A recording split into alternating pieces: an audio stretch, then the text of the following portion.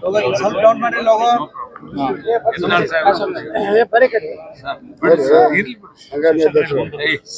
ಪಂಚಮಸಾಲಿ ಟುವೆ ಹಾಗೂ ಲಿಂಗಾಯತ ಒಳಪಂಗಡಗಳ ಒಬಿಸಿ ಮೀಸಲಾತಿಗಾಗಿ ಐತಿಹಾಸಿಕವಾದಂತಹ ಸುವರ್ಣ ವಿಧಾನಸೌಧಕ್ಕೆ ಮುತ್ತಿಗೆ ಹಾಕುವಂತ ಹೋರಾಟ ಏನು ಬೆಳಗಾವಿಯ ಕೊಂಡಸ್ಕೊಪ್ಪದ ಪ್ರದೇಶದಲ್ಲಿ ನಡೆದಂತಹ ಪಂಚಮಸಾಲಿ ಸಂಘರ್ಷ ಸಮಾವೇಶದಲ್ಲಿ ಬಹಳ ಶಾಂತಿಯುತವಾಗಿರ್ತಕ್ಕಂಥ ಹೋರಾಟ. ಇಷ್ಟೆಲ್ಲ ಹೋರಾಟ ಯಶಸ್ವಿ ಆಗುವಂಥ ಸಂದರ್ಭದಲ್ಲಿ ನಮ್ಮೆಲ್ಲರ ಒಂದು ಕಳಕಳಿ ಆಗ್ರಹ ಏನಿತ್ತು, ರಾಜ್ಯದ ಮುಖ್ಯಮಂತ್ರಿಗಳು ಈ ವೇದಿಕೆ ಬಂದು ಪಂಚಮಸಾಲಿ ಮೀಸಲಾತಿ ಪರವಾಗಿ ಸ್ಪಷ್ಟ ಭರವಸೆ ಕೊಡಬೇಕು ಎನ್ನುವಂಥ ಒಂದು ಆಗ್ರಹ ಇತ್ತು. ಆ ಸಂದರ್ಭದಲ್ಲಿ ಸರ್ಕಾರದ ಪರವಾಗಿ 3 ಜನ ಸಚಿವರು ಬಂದಂಥ ಸಚಿವರು ನಮ್ಮ ಹೋರಾಟಕ್ಕೆ ಪರಿಹಾರವನ್ನು ಕಂಡುಕೊಳ್ಳುವಂಥ ಅಥವಾ ನಮ್ಮ ಹೋರಾಟಕ್ಕೆ ಬೆಂಬಲಿಸುವಂಥ ಮಾತನಾಡಲಿಲ್ಲ. ನಿಮ್ಮ ಅಭಿಪ್ರಾಯ ಕೇಳಕ್ಕೆ ಬಂದ ಸ್ವಾಮೀಜಿನ ಅಂತ ಮಾತನ್ನು ಸಚಿವರು ಹೇಳಿದ್ರು. ಅದಕ್ಕೆ ನಮ್ಮ ಸಮುದಾಯದವರು ಮುಖ್ಯಮಂತ್ರಿ ಬರೋವರೆಗೂ ನಾವು ಹೋರಾಟ ಮುಂದುವರಿಸ್ತೀವಿ, ಇಲ್ಲ ಮುಖ್ಯಮಂತ್ರಿ ಬರ್ಲಿಕ್ಕೆ ಆಗಲ್ಲ ಅಂತ. ಆಗ ನಾವು ಇದ್ದಲ್ಲೇ ನಾವು ಹೋಗ್ತೀವಿ ಅಂತ ನಾವೆಲ್ಲರೂ ಎಡ್ಕೊಳ್ತಾ ಶಾಂತಿಯುತ ಹೋರಾಟ ಮಾಡಕ್ಕೆ ಬಂದ್ವಿ.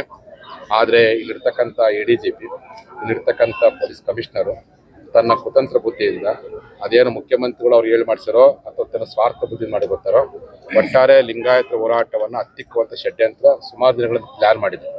ಹಾಗಾಗಿನೇ 15 ದಿವಸಗಳಿಂದ ನಮ್ಮ ಸಮುದಾಯದ ಪ್ರತಿಯೊಬ್ಬ ಪದಾಧಿಕಾರಿಗಳ ಮೇಲೆ ಕೇಸ್ ಮಾಡ್ತು ಗೆದಿಸುವಂಥದ್ದು, ಬೆದರಿಸುವಂಥದ್ದು, ಅವರ ನಂಬರ್ಗಳನ್ನು ಬರ್ಕೊಳ್ಳುವಂಥ ಮೆಂಟಲ್ ಅರೆಸ್ಟ್ಮೆಂಟ್ ಮಾಡೋ ಪ್ರಯತ್ನ ಮಾಡಿದ್ರು. ಅದಕ್ಕೂ ನಮ್ಮ ಜನಕ್ಕೆ ಹೋಗಲಿಲ್ಲ. ಕೊನೆಗೆ ನಮ್ಮ ಟ್ಯಾಕ್ಟರ್ಗಳನ್ನು ಸೀಜ್ ಮಾಡ್ತಿದ್ದೀರಿ ಸರ್, ಅದಕ್ಕೂ ನಮ್ಮ ಜನ ಬರಲಿಲ್ಲ. ಕೊನೆಗೆ ನಮ್ಮ ಕ್ರೂಸರ್ಗಳನ್ನು ನಿರ್ಬಂಧ ಮಾಡ್ತಿರುವಂಥದ್ದು, ಅದಕ್ಕೂ ನಮ್ಮ ಜನ ಯಾವ ಕಾರಣಕ್ಕೆ ಅಂಜಲಿಲ್ಲ. ಕೊನೆಗೆ ನಿಮ್ಮ ಸ್ಥಳವನ್ನೇ ಪರ್ಮಿಷನ್ ಕೊಡುವಂತಂದ್ರು, ಅದಕ್ಕೂ ನಾವು ಧೃತಿಗಳಿಲ್ಲ. ಇಷ್ಟೆಲ್ಲ ಮಾಡಿದ್ರು ಈ ಜನ 50,000 ಸಂಖ್ಯೆಯಲ್ಲಿ ಇವತ್ತು ಬೆಳಗಾವಿ ಬಂದು ಹೋರಾಟ ಮಾಡ್ತಾರಂದ್ರೆ ಎಲ್ಲೇ ಒಂದ್ ಕಡೆ ಮುಖ್ಯಮಂತ್ರಿ ಹತಾಶೆಗೊಂಡಿದ್ದಾರೆ. ಲಕ್ಷ ಗಂಟಲೆ ಜನ ಕೂಡಿದ್ರು, ಹತಾಶೆಗೊಂಡ್ಬಿಟ್ಟು ಸ್ವಯಂ ಪ್ರೇರಣೆಯಿಂದ ನೀವು ಇಷ್ಟೆಲ್ಲಾ ದಬ್ಬಾಳಿಕೆ ಮಾಡಿ ನಿಮ್ಮ ದಬ್ಬಾಳಿಕೆಗೆ ಪ್ರತಿ ಉತ್ತರ ಕೊಡಬೇಕು ಅಂತೇಳಿ ಏಟಿಗೆ ಎದುರೇಟ್ ಕೊಡಬೇಕು ಅಂತ ಇವತ್ತು ಆ ಒಂದು ಕಿಚ್ಚಿನಿಂದ ನಮ್ಮ ಜನ ಲಕ್ಷಾಂತರ ಸಂಖ್ಯೆಯಲ್ಲಿ ಬಂದು ಹೋರಾಟ ಮಾಡಿದಾಗ ಆ ಹೋರಾಟದ ಶಕ್ತಿಯನ್ನು ಸಹಿಸಲಾರ್ದೇನೆ ಇವತ್ತು ಮುಖ್ಯಮಂತ್ರಿಗಳು ಅವರೇ ಹೇಳಿ ಮಾಡಿಸ್ಯಾರೋ ಅಥವಾ ಈ ನಮ್ಮ ಕಮಿಷನರ್, ದುಷ್ಟ ಕಮಿಷನರ್ ಅಥವಾ ಇಲ್ಲಿರ್ತಕ್ಕಂಥ ADGP ಇವರಿಬ್ಬರು ಸೇರಿಕೊಂಡು ನಮ್ಮ ಸಮುದಾಯದ ಅಮಾಯಕ ರೈತರ ಮೇಲೆ, ನಮ್ಮ ರಕ್ಷಣೆ ಮಾಡುವಂಥ ವಕೀಲರ ಮೇಲೆ, ನಮ್ಮ ಸಮುದಾಯದ ಮಹಿಳೆಯರ ಮೇಲೆ ಇವತ್ತು ಲಾಠಿ ಚಾರ್ಜ್ ಮಾಡಿ ಅವರಿಗೆ ಬಹಳಷ್ಟು ಜನರ ಕೈಕಾಲು ಮುರಿಯಂಗೆ ವರದಿ ಮಾಡಿದ್ದು, ತಲೆಗೆ ಹೊಡೆಯುವಂಥ ಪ್ರಯತ್ನ ಮಾಡಿದ್ದು ಇದು ನಿಜವಾಗ್ಲೂ ಕೃತ್ಯ. ಲಿಂಗಾಯತರು ಇವತ್ತವರೆಗೆ ಯಾರ ಮೇಲೆ ಹಲ್ಲೆ ಮಾಡಿಲ್ಲ. ಆದರೆ ಲಿಂಗಾಯತರ ಮೇಲೆ ಯಾವ ಸರ್ಕಾರವೂ ಹಲ್ಲೆ ಮಾಡಿದ್ದಿಲ್ಲ. ಸ್ವತಂತ್ರ ಬಂದ ಮೇಲೆ ಲಿಂಗಾಯತರ ಮೇಲೆ ಅಂದು ಬಸವಣ್ಣ ಕಾಲದಲ್ಲಿ ಕೊಂಡಿಮಂಚನ ಹಲ್ಲೆ ಮಾಡಿದ್ದಂತೆ. ಅದು ಬಿಟ್ಟ ನಂತರದಲ್ಲಿ ಇವತ್ತು ಲಿಂಗಾಯತರ ಮೇಲೆ ಕೊಂಡಿಮಂಚನಂತ ಹಲ್ಲೆ ಮಾಡಿರ್ತಕ್ಕಂಥ ಏಕೈಕ ಸರ್ಕಾರ ಅದು ಇವತ್ತಿನ ಸರ್ಕಾರ ಅಂತ ಹೇಳಿಕೆ ನನಗೆ ಭಾಳ ನೋವು ಅನಿಸುತ್ತೆ. ನಮ್ಮ ಜನರ ಮೇಲೆ ಹಲ್ಲೆ ಮಾಡಿದ ಪ್ರತಿಕಾರವನ್ನು ನಾವೇನು ಸುಮ್ಕು ನೀವೇನು ಬೆದರಿಸ್ಬೋದು. ನನಗೆ ಅವ್ರ ಕಿತ್ತೂರು ನೋಡಿದರೆ ಇನ್ನೊಂದು ಸ್ವಲ್ಪ ಗೋಲಿಬಾರ್ ಮಾಡ್ಲಿಕ್ಕೂ ಅವ್ರು ಹೆಸರು ಕಿತ್ತಿಲ್ಲ. ಅಷ್ಟು ಮಟ್ಟ ಷಡ್ಯಂತ್ರ ಅವ್ರು ಮಾಡಿದ್ರು ಅಂತ ಅನುಮಾನ ವ್ಯಕ್ತವಾಗ್ತದೆ. ನೀವು ಏನೇ ಮಾಡಿ ಈ ಹೋರಾಟ ನಿಲ್ಲಿಸಲಿಕ್ಕೆ ಯಾರ ಕೈಲಿ ಸಾಧ್ಯ ಇಲ್ಲ. ಇದೇ ರೀತಿ ಮಾಡ್ತಾ ಹೋದರೆ ಇವತ್ತು ನೀವು ಹೇಳ್ಬಿಟ್ರಿ ಮುಖ್ಯಮಂತ್ರಿಗಳು, ನಿಮ್ಮ ಪಂಚಮಸಾಲಿ ಸಮಾಜಕ್ಕೆ, ನಿಮ್ಮ ಲಿಂಗಾಯತರಿಗೆ ನಮ್ಮ ಸರ್ಕಾರ ಯಾವ ಕಾರಣಕ್ಕೂ ಮೀಸಲು ಕೊಡೋಕ್ಕಾಗಲ್ಲ ಅಂತ ಸ್ಪಷ್ಟೀಕರಣ ಕೊಟ್ಬಿಟ್ರಿ. ನಮಗೆ 2028ಕ್ಕೆ ನಮಗೆ ಯಾವ ಸರ್ಕಾರ ಬೇಕು ಆ ಸರ್ಕಾರವನ್ನು ಅಧಿಕಾರಕ್ಕೆ ತಂದು ಅವ್ರ ಮೂಲಕ ನ್ಯಾಯ ಪಡೆಯೋ ಪ್ರಯತ್ನ ನಾವು ಮಾಡ್ತೀವಿ.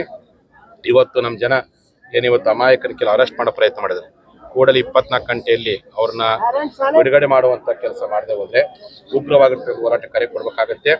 ಈ ಸರ್ಕಾರದ ಈ ಒಂದು ದೃಶ್ಯ ಕೃತ್ಯವನ್ನು ಖಂಡಿಸಿ ನಾಳೆ ಬಿಟ್ಟು ನಾಡಿದ್ದು ಅಂದರೆ ಗುರುವಾರ ದಿವಸ ಬಹುತೇಕ 17ನೇ ತಾರೀಕು ರಾಜ್ಯಾದ್ಯಂತ ಎಲ್ಲ ನಮ್ಮ ಪಂಚಮಸಾಲಿಗಳು ನಿಮ್ಮ ಹಳ್ಳಿಯಲ್ಲಿ ರಸ್ತೆ ಬಂದ್ ಮಾಡಿ, ನಿಮ್ಮ ತಾಲೂಕು ಮಟ್ಟದ ರಸ್ತೆ ಮಾಡಿ, ನಿಮ್ಮ ಜಿಲ್ಲಾ ಮಟ್ಟದ ರಸ್ತೆ ಬಂದ್ ಮಾಡಿ, ನಿಮ್ಮ ರಾಷ್ಟ್ರೀಯ ಹೆದ್ದಾರಿಗಳನ್ನು ಬಂದ್ ಮಾಡಿ ಸರ್ಕಾರ ಮಾಡತಕ್ಕಂಥ ನೀತಿಯನ್ನು ಖಂಡಿಸಿ ಕೂಡಲೇ ಮುಖ್ಯಮಂತ್ರಿಗಳು ನಿಮಗೆ ಇವರಿಬ್ಬರು ಅದಾರೆ, ಯಾರು ADGP ಮತ್ತು ಪೊಲೀಸ್ ಕಮಿಷನರ್, ಇವರನ್ನ ಕೂಡಲೇ ಸಸ್ಪೆಂಡ್ ಮಾಡುವಂಥದ್ದನ್ನು ನಾನು ಆಗ್ರಹ ಮಾಡ್ತೀನಿ. ಅದ್ರ ಜೊತೆಯಲ್ಲಿ ಗಾಯಾಳುಗಳು ಏನಾದರೆ ಆ ಗಾಯಾಳುಗಳ ಹಿತರಕ್ಷಣೆಗೋಸ್ಕರವಾಗಿ ನಮ್ಮ ಸಮುದಾಯದ ನಾವೆಲ್ಲರೂ ಕೂಡಿ ನಮ್ಮ ಸಮಾಜ ಎಷ್ಟು ಜನ ಗಾಯಾಲಾಗಿದ್ದಾರೆ, ಎಷ್ಟು ಜನ ತೊಂದರೆ ಪಟ್ಟರೆ ಕೈಲಾದಷ್ಟು ಅವರ ಆಸ್ಪತ್ರೆ ವೆಚ್ಚವನ್ನು ನಾವೆಲ್ಲ ಕೂಡ ಮಾಡ್ತೀವಿ. ಅದಕ್ಕಾಗಿ ನಾನು ಅವ್ರಿಗೆಲ್ಲರಿಗೂ ಹೇಳಕ್ಕೆ ಇಚ್ಛೆ ಪಡ್ತೀನಿ, ನಾವು ಕರೆದವಂತ ನೀವೆಲ್ಲ ಬಂದಿರಿ, ಬೆಂಬಲ ಕೊಟ್ಟು ರೊಟ್ಟಿ ಬುದ್ಧಿ ಕರ್ಕೊಂಬಂದ್ರಿ. ಭಾಳ ನಿಮಗೆ ಎಲ್ಲೇ ಒಂದು ತೊಂದರೆ ಆಗಿರ್ಬೋದು, ಆದರೆ ನಿಮ್ಗೆ ಆಗಿರ್ತದೆ ತೊಂದರೆ ಮುಂದೆ ಒಂದು ಇತಿಹಾಸದಲ್ಲಿ ನಾಳೆ ಮಕ್ಕಳು ಟೂಯೆ ಪಡ್ಕೊಂಡಾಗ ನಿಮ್ಮ ತ್ಯಾಗದ ಪರಿಣಾಮ ನಿಮ್ಗೆ ಆಗಿರ್ತಕ್ಕಂಥ ಅನ್ಯಾಯವನ್ನು ಸಹಿಸ್ಕೊಂಡು ಆ ಮಕ್ಕಳಿಗೆ ನ್ಯಾಯ ಕೊಟ್ಟಿವಂಥ ಇತಿಹಾಸವನ್ನು ಪಾತ್ರ ಆಗ್ತೀರಿ. ನಿಮ್ಮ ನೋವಿನ ಜೊತೆಯಲ್ಲಿ ನಿಮ್ಮ ಸಂಕಟದ ಜೊತೆ ನಾವು ಇರ್ತೀವಿ. ಯಾವ ಕಾರಣ ದುತಿಗಳು ಬೇಡ. ನಿಮಗೇನು ಇವತ್ತು ಅನ್ಯಾಯ ಮಾಡಿ ದೌರ್ಜನ್ಯ ಮಾಡಿರಲ್ಲ ಅದಕ್ಕೆ ತಕ್ಕ ಉತ್ತರವನ್ನು ನಾವೆಲ್ಲ ಪಂಚಮಸಾಲಿಗಳು ಕೊಡಲಿಕ್ಕೆ ಈ ಚೆನ್ನಮ್ಮನ ಸಾಕ್ಷಿಯಾಗಿ ನಾವು ಸಿದ್ಧರಿದ್ದೀವಿ ಅನ್ನುವಂಥ ಮಾತನ್ನು ಹೇಳಕ್ಕೆ ಇಚ್ಛೆ ಪಡ್ತೀನಿ. ಇಡೀ ನಮ್ಮ ಸಮಾಜದ ನಾಯಕರು ನಾವೆಲ್ಲ ಇದ್ದೀವಿ. ಧೈರ್ಯವಾಗಿರುವಂತ ಪ್ರಯತ್ನ ಮಾಡಿ ನಿಮ್ ಜೊತೆಗಿರ್ತೀವಿ. ಹಾಗಾಗಿ 12ನೇ ತಾರೀಕು ಎಲ್ಲಾ ನಾವು ಪಂಚಮಸಾರಿಗಳು ನಿಮ್ಮ ಹಳ್ಳಿಯಲ್ಲಿ ನಿಮ್ಮ ತಾಲೂಕು ರಸ್ತೆಗಳನ್ನ, ಜಿಲ್ಲಾ ರಸ್ತೆಗಳನ್ನ, ರಾಜ್ಯ ಹೆದ್ದಾರಿಗಳನ್ನ ಬಂದ್ ಮಾಡಿ ಸರ್ಕಾರ ನೀತಿಯನ್ನು ಖಂಡಿಸುವ ಪ್ರಯತ್ನ ಮಾಡಬೇಕು.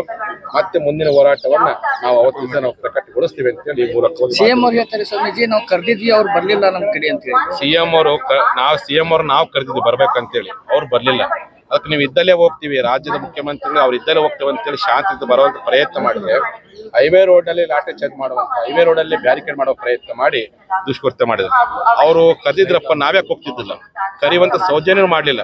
3 ಜನ ಮಂತ್ರಿಗಳು ಬಂದಿಲ್ಲ, ಅವ್ರ ಸ್ಪೀಚ್ ಕೇಳಿರುತ್ತಾನೆ. 3 ಜನ ಸ್ಪೀಚ್ ಅವ್ರ ಬಾಯಿಗೆ ಏನಾದ್ರು ಬಂತ, ಸಿಎಂ ಕರೆದ್ರೆ ಬರೀ ಸ್ವಾಮೀಜಿ ಅಂತೇಳಿ ನಿಮ್ಮ ಅಭಿಪ್ರಾಯವನ್ನ ಕೇಳಕ್ಕೋಸ್ಕರ ಬಂದೇವಂತ ತಿಳಿದು ಬರ್ತು.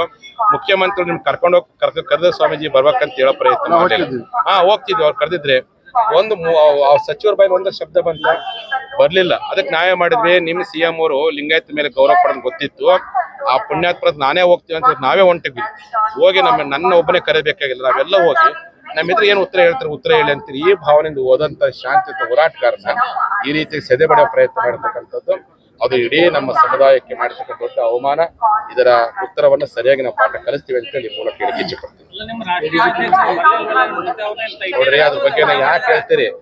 ಅಯ್ಯೋ, ಲಕ್ಷಗಳ ಜನ ಬಂದರ ಬಗ್ಗೆ ಮಾತಾಡ್ಬಿಟ್ಟು ಯಾರೋ ಅವ್ರ ಬಗ್ಗೆ ಹೇಳ್ತೀರಪ್ಪ ಅಂತಂದ್ರೆ ಅಲ್ಲಲ್ಲ ಬಿಟ್ಟು ಅದನ್ನ ಯಾಕೆ ತಿರುಕರಿಸಿ? ನನಗೆ ಸಮಾಜ ಲಕ್ಷಗಳ ಜನ ಇದಾರೆ, ಬಂದಿದ್ದನ್ನು ನಾನು ಬಂದ ಜನರ ಪರವಾಗಿ ಇರ್ತೇನೆ ಹೊರತು ನೆಗೆಟಿವ್ ಮಾತಾಡೋದ್ರ ಬಗ್ಗೆ ನಾನು ಏನು ಕಾಮೆಂಟ್ ಮಾಡ್ತೀನಿ.